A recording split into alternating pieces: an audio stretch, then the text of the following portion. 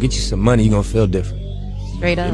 You might even, all that other advice I could have gave you, this is the short version. You know, get you a couple dollars, man. You gonna feel different. Nightwood Net Hustle. Big shout out to SPI, Spotter Low. You know, I'm in the black box. Had to come through, tap in, show love one time. Yeah, y'all make sure y'all subscribe. Stay tuned. All that. We got Tupac little homies, Biggie Small little homies, Snoop Dogg little homies, all out here popping it as grown men, telling their sides and their stories of the past, legendary situations and beefs and shit we've been hearing about. I'm enjoying it. And by name, that's Idi Amin, Daz, MC so far. Shit, we even got 50 little homies. Well, I don't know how I know he don't want to be called his little homie, but Bang with Swerve, Domination, everybody out sharing. Rest in peace, Big Syke, IVC, this my nigga. He was on Bangadocious. Actually, we made over All Eyes on Me. Oh God. And no, When We Ride on Our Enemy, that's the one we did. And Idi Amin telling the story. I guess Dad spoke on it first. Big Syke, Tupac, Suge, playing the devil in between them, stirring it up. And I've seen Suge come between best friends. Mark Sparks, well-known producer. I think he's from out the Carolinas. He had one of his childhood partners he'd been producing with. I think his name was Doug. I can't remember at this point. But they was both up around Suge at the row, basically seeking opportunities. And I remember one day, the three of them was up there in that building, and they came down together, the two best friends, childhood friends and Suge. And once they got off the elevator in the space of the parking lot where everybody could see, I just got to locking up. Suge was just smoking his cigars, looking at him. And it was just obvious, like, damn, this dude then came between two childhood friends from out of town. They out here fighting for Suge's honor or opportunity. But I want to see what Edie say in response to Dad saying that Suge came between Tupac and Big Syke and basically had them beefing. Oh, for hell. I'm yelling no more talk unless it's the truth. You in that bullshit walk when I'm in. Yeah, what's good? You back with another edition of Idi Amin's Talk My Truth, man. Salute to everybody out there supporting the channel, Idi Amin TV. I know I appreciate that. That's on the gang. Now listen, this Art of Dialogue content that has been coming out featuring the homie Daz and him giving his opinion or his perspective on a number of different things. And for the most part, it's all good. You know what I'm saying? Like, Daz is a veteran, an OG as far as this death row shit is concerned. And he had his own relationship with Tupac. I love that he's speaking on it and talking his truth. Absolutely. But a lot of y'all been hitting me about the part we talk about Syke leaving death row and him and Pac's relationship going their separate ways or going south, or why wasn't he on Machiavelli, things of that nature. That's when Suge stepped in and started making Tupac hate Syke. And that's why Syke left and they got rid of Syke, because Suge Knight played a role in there of being deceiving and offering Syke a deal behind Tupac back, and then go back and telling Tupac, see, Syke ain't loyal, trying to get a deal with me. For the most part, I believe Syke's last song he did with us was probably Letter to the President. Again, this is 30 years, so I don't remember exact details down to the date. Like, I ain't there with it. It's been 30 years. Come on.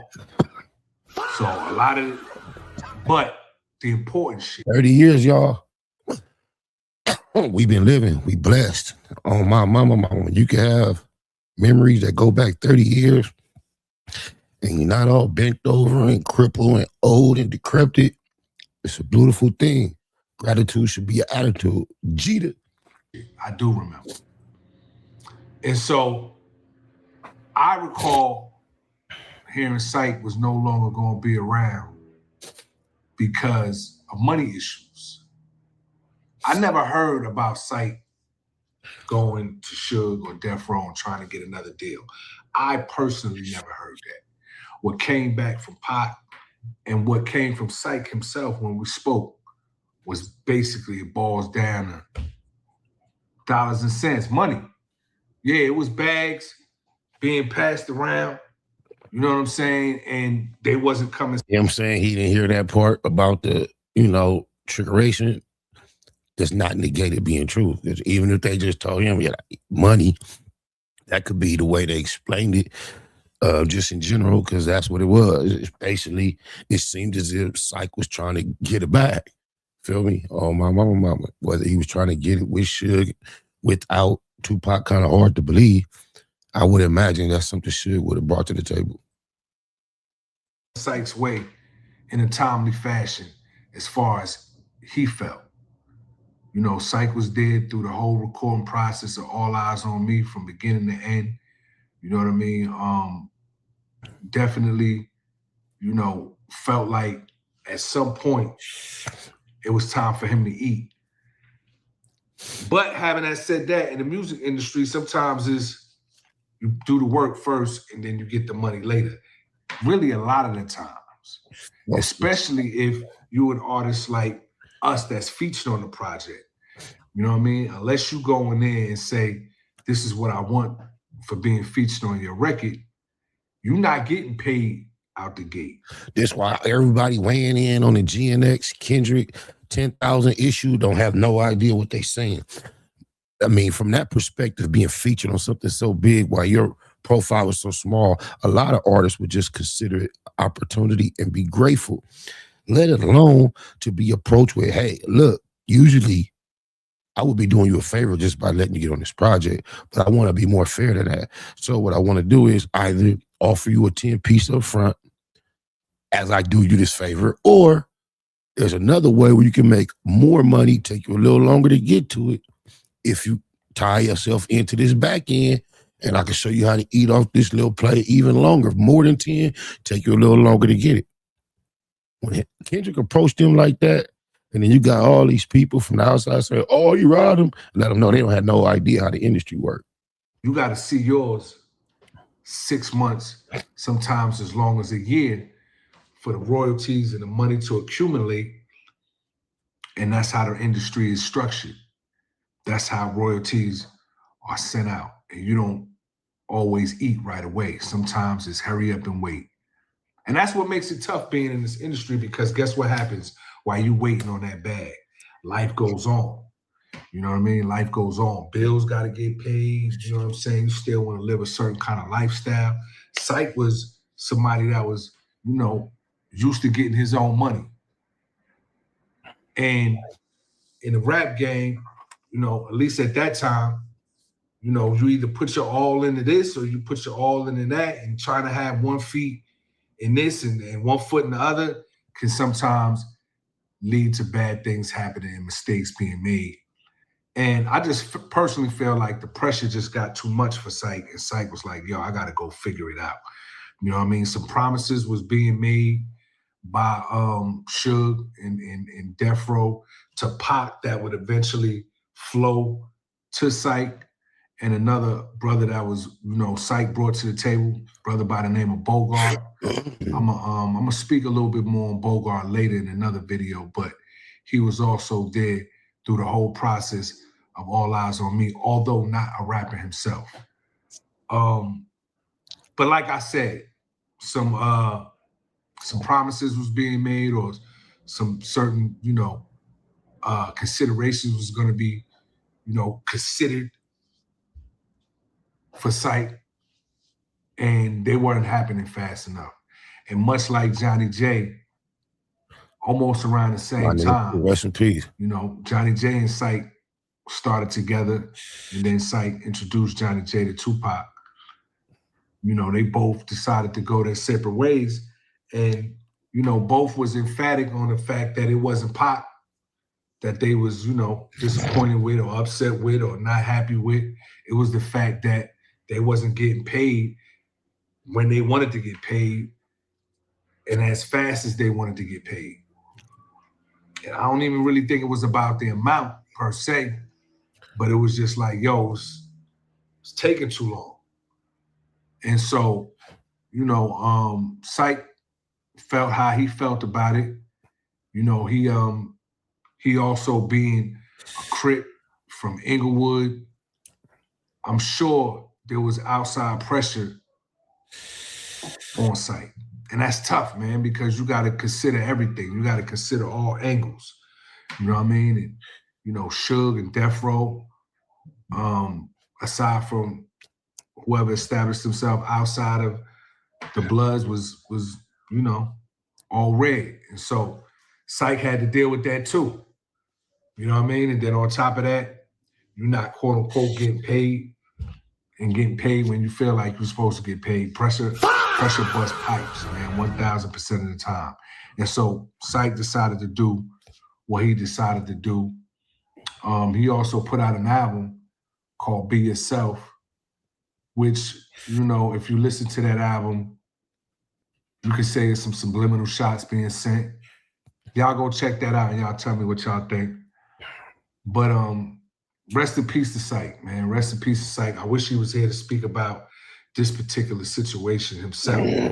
But I felt it was important to give you the perspective I had, because the perspective I had was that Syke came to Pac one day and was like, yo, Pac, you know, they keep saying they're going to do this, they keep saying they're going to do that, and it ain't happening yet. And so I got to go figure it out. And, you know, Pac gave him his blessings. Like, yeah, I understand. You got to do what you got to do. You know what I'm saying? But it's unfortunate. You know what I mean? If you listen to my verse on Staring at the World through my rear view, my verse basically says, you know, now you see them, now you don't. Some niggas be here for the moment and then they gone. What happened to them? Well, let's see. Seems to be a mystery. But all I know, I never let the money get to me. Was you shooting subliminals at Big Syke, nigga? And so that was my response to a lot what was going on. You know what I mean? But that was coming from my perspective as a young man who is fiercely loyal to the soil. And, you know, I'm riding till the wheels fall off. You know what I mean? But I was coming from another perspective. You know what I'm saying? Like, this is family to me. This is deeper than the money, you know, whatever. You know what I'm saying? Would I have still felt that way to this day as an adult with responsibilities? Absolutely. But I would have got on my hustle a little bit differently. The rap game has changed. You know what I'm saying? And Pac was very generous already. And he also was generous in the fact that, look, get money, figure it out. Figure it out. You know, get on your hustle. You know what I mean? Merch, whatever the case may be.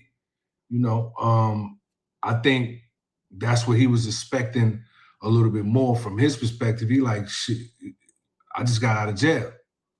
You know what I mean? I just got out of jail. I'm getting back up on my feet. I'm hustling to get back where I need to be. You know what I mean? And from Death Row's perspective, Suge's perspective, he's like, yo, I just had y'all up in a Peninsula Hotel in Beverly Hills. If you've been to LA or if you know anything about LA, the Peninsula Hotel is one of the most prestigious and expensive hotels you could stay in. And I believe Pac— He didn't say inexpensive. He said prestigious and expensive. Along with Syke and Bogart, all in separate rooms, was staying in the Peninsula for like 2 months. You know what I mean? So from Suge's perspective and Death Row's perspective, they like, we're spending a lot of money on this end. You know what I mean? And until you've been in that position where you gotta keep your eye on the ball and see what's coming in, how much is coming in, how much. I used to watch 50 be frustrated overseas on tour in the morning when it's time to leave the hotel and go to the next city, and they doing taking care of the bill at the hotel. He would randomly find that the artist's entourage, not just the artists, but the people that's with him would be wearing out the room service to the rooms. And the bill was averaging like $20,000 a night. And I remember he used to be pissed off because he'd be like, look, man, if you order shit to the room, you got to cover your own incidentals. But niggas will stay ordering up and leaving it on the time the tour manager get up to go pay the bill and see how big it is and show fifth, they see all those incidental charges. It was just niggas doing ghetto shit. is going out, how much is coming in for this artist, how much is going out for that artist. You can't really say what's what. You can't really, they call it counting the next man's pockets. You can't count the pockets, you know what I'm saying? And like I said, All Eyes on Me had just came out. So those royalties, those sales that haven't accumulated enough to be able to say, okay, well, this is what you got going on. Maybe we can advance you something here, so to speak. So it is what it is. It ended the way it ended. Syke ended up going his way. And we continued doing what we was doing right up until the very end. And we eventually reconnected with Syke after Pac passed. And, you know what I mean, continued to embrace him and treat him like the big homie that he was, you know what I mean? Because that's what it was. And you know, I had personal conversations with Syke. I'm not gonna get into some of those personal conversations because that was between me and him. But we had conversations that we talked about the situation, and he let me know how he felt from his perspective. But again, I never heard from Pac or Syke that Syke went and tried to get another deal somewhere else. And I'm gonna end it on that note. A lot of people saying Dad's been capping in a lot of his stories. I don't know. They interesting. I like his style of storytelling. He seems to include enough details where at least it seems like he trying to stick to the facts. I know it's kind of difficult, even with your intentions, but even when you're trying to do your best, after 30 years, you get some shit wrong, man. Rest in peace, Tupac. Rest in peace, Big Syke. Oh, my mama. Get you some money, you're gonna feel different. Straight up. You might even, all that other advice I could have gave you, this is the short version. You know, get you a couple dollars, man. You're gonna feel different. That hustle. Big shout out to SPR, Spotter Low. You know, I'm in the black box. Had to come through, tap in, show love one time. Yeah, y'all make sure y'all subscribe. Stay tuned. All that.